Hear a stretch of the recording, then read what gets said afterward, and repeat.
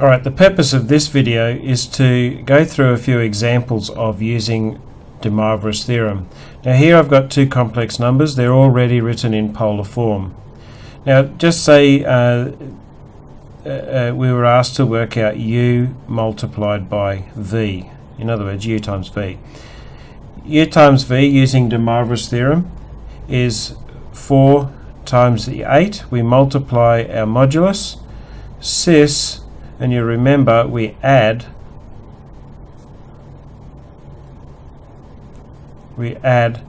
our arguments. Now simplifying that, 4 8's 32, cis. Now to add these we clearly need a common denominator of 12, so that would be 4 pi on 12. Pi on 3 is 4 pi on 12, plus in this case 9 pi on 12, which would give us 32 cis 13 pi on 12. Now we might think we're finished, and yes, that is a correct answer, but I want you to have a look at this for a sec. If we were to actually sketch this, 32 is its modulus, that's just its distance from the origin. Cis 13 pi on 12. 13 pi on 12, where's that? Well, here's 12 pi on 12, you know, that's pi. Coming around, we're up to 12 pi on 12. 13 pi on 12 is going to be a little bit beyond 12 pi on 12. It'll be, that angle in there would be pi on 12 beyond that. So if you remember back to the principal argument work that we were doing, the principal argument has to be between pi and minus pi. And in this case, I've gone bigger than pi. I can't go to 13 pi on 12. So what we say is, well, okay, that's not the shortest way to get there. The shortest way to get to that point on the Argand plane would actually be backwards from the positive real axis. So that angle going backwards, we're now talking negative, so now it's negative pi on 12, but we don't go all the way to negative 12 pi on 12, we stop just short, so we'll be a negative 11 pi on, that will be 32 cis negative 11 pi on 12 will be our final answer. So yes, that is technically correct, but this is better because it's now written as the principal argument. So when you get your answers with these, when you've added two angles together, you just need to check that the final answer still falls within the minus pi to pi range. Let's look at a different example. Let's consider u divided by v. U divided by v will be 4 divided by 8. Okay, instead of multiplying them, cis, and then we subtract our angles, pi on 3 minus 3 pi on 4 equals a half cis. Get a common denominator of 12 again, that'll be 4 pi on 12 minus 9 pi on 12 equals a half cis negative 5 pi on 12. If we were just to double check that, negative 5 pi on 12, here's negative 12 pi on 12. Oops. Just give you a moment to read what I've just written. So here's negative 12 pi on 12. This would be halfway there, negative 6 pi on 12. So negative 5 pi on 12 is going to be somewhere here. Coming back, negative 5 pi on 12. So yeah, that is obviously the shortest route to get there. So that is going to be the principal argument. So we're finished. All right, another example. Let's consider v cubed. Now v, remember, we'll go back to this. V was equal to 8 cis 3 pi on 4. So v cubed, okay, using our rules, z to the n equals r to the n cis n theta. So v cubed is going to be equal to 8 cubed cis 3 lots of 3 pi on 4. Okay, the n multiplies the theta. So that's going to be 8 cubed. Probably should be able to do that in my head, but 512 cis 3 times 3 is 9 pi on 4. Now once again we need to check where this is. So you come to your circle. We're working in quarters. I know this is pi. I know this is 0. I know it's also 2 pi. But if we're working in quarters, this is going to be 4 pi on 4. This is going to be 8 pi on 4.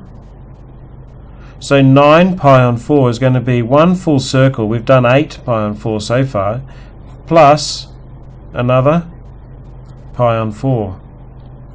So the quickest way to get there is not doing the full circle and then some, but it's actually just going pi on 4. So our final answer would be 512 cis pi on 4.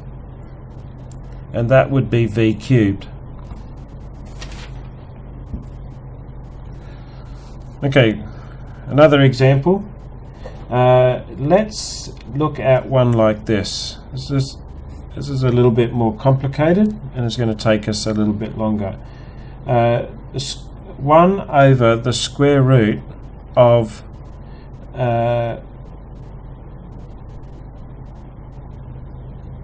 2 plus 3i.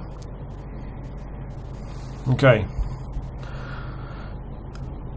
Now, in order to do a question like this, we need to convert this, the 2 plus 3i, to polar form first. Let's let z equal the 2 plus 3i. Because then what we've really got is 1 over the square root of z. That's what that is, 1 over the... If I let z equal 2 plus 3, I've got 1 over the square root of z, which is 1 over z to the half, which is really z to the negative a half. So if I can convert z to polar form, I can then very, very easily, using de Moivre's theorem, raise z to a power. This would be very, very difficult to do in standard form as it is. So what we're going to do is convert this to polar form, raise it to the power that we need, and then convert it back to standard form at the end. So we kind of go to polar form as a way of making the problem easier, and then convert back at the end. So here goes. First of all, we need, if we're going to convert this to polar form, let's just draw a quick diagram. 2 plus 3i is going to be somewhere here, somewhere out there. So mod z will be the square root of 2 squared plus 3 squared, which will be the square root of 4 plus 9, square root of 13.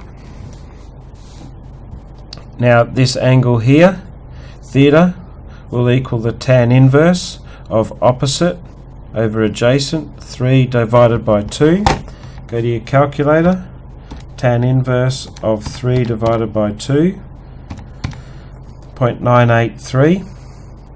0.983 radians. You don't need to put the little c. And because that is also the principal argument, it's the shortest way of getting there, we'll say that capital A arg z is 0.983. Therefore, z equals r, which is root 13, cis 0.983.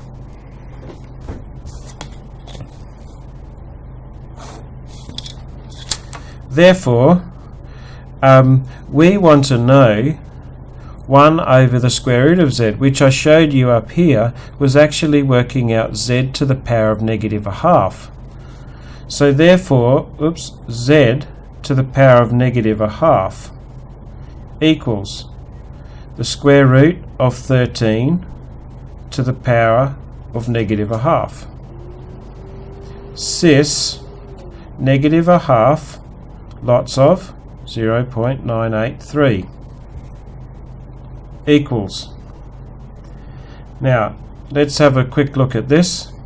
This is really the square root of 13 is 13 to the power of a half to the power of negative a half. Okay, all I've done there is convert the square root into a half. Cis, and I've still got this number on my screen, so I'm just going to multiply by negative 0.5,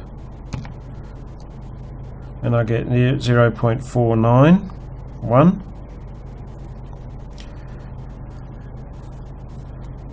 Moving up to here, 13 to the half to the negative a half, using your indice rules, that's going to be 13 to the negative a quarter. Cis negative 0.491. Now this is going to be a messy number, okay, because it's really 1 over the fourth root of 13. 13 to the negative a quarter means 1 over 13 to the power of a quarter, or that means the fourth root of 13. So I'm actually going to work out what that is as a decimal. So we'll go 13 to the power of negative 0.25. So that works out to be 0.5266. 0.52, I'll put it all in. Cis. Now the question actually said, I didn't write it here, but the question actually said to express your answer in standard form. So here we've got our answer to this whole sum in polar form. We'll now convert it to standard form. Standard form, remember, is 0.5266 multiplied by cis, which is cos 491, plus I sine 0.491 equals. So let's work this out. 0.5266 multiplied by cos of 0.491, cos of negative 0.491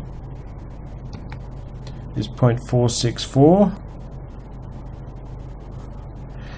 and then we've got the 0.5266 multiplied by the sine of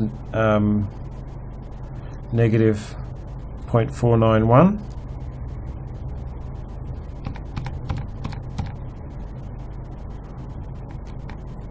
is negative 2.48 minus 0.248 I. So there we have this thing in standard form. Now you should be able to double check that on your calculator, because your calculator will actually be able to work this out in standard form for you. So you can go ahead and try that, put it in your calculator, and just double check that you get that answer.